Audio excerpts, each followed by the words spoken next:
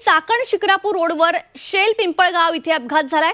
या अपघातात गॅस टँकरचा स्फोट झालाय आणि या स्फोटामुळे हॉटेल 2 गाड्या आगीच्या भक्ष्यस्थानी आहेत। जीवितहानी यामध्ये सुदैवाने झालेली नाहीये, पण महामार्गावर वाहतूक कोंडी देखील झाली आहे।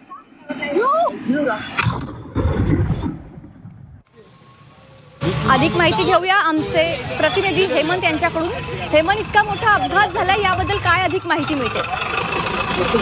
आज पहाटेच्या सुमारास शिक्रापूर चाकण महामार्गावरती भीषण अपघात झाला। गॅस वाहतूक करणाऱ्या कंटेनरचा हा भीषण अपघात झाला आणि या अपघातानंतर खरं तर गॅस वाहतूक करणाऱ्या कंटेनरने स्फोट घेतलेला आहे। मात्र स्फोटाचं कारण अद्याप समजू शकलेलं नाही। प्राथमिक माहितीनुसार अपघातानंतर गॅस खरं तर दुसऱ्या वाहनात ट्रान्सफर करत असताना हा स्फोट झाला असल्याचं कळतंय।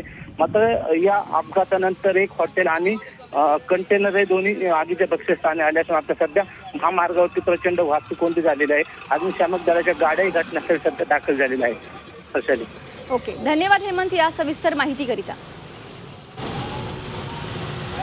तर आपण बघतोय की चाकण शिक्रापूर रोडवर शेल पिंपळगाव इथे अपघात झाला आहे। या अपघातात गॅस टँकरचा स्फोट झाला। या स्फोटामुळे 2 गाड्या त्या ठिकाणी आलेल्या आहेत। यामध्ये सुदैवाने जीवितहानी झालेली नाही आहे, मात्र वाहतूक कोंडी झालेली पाहायला मिळते।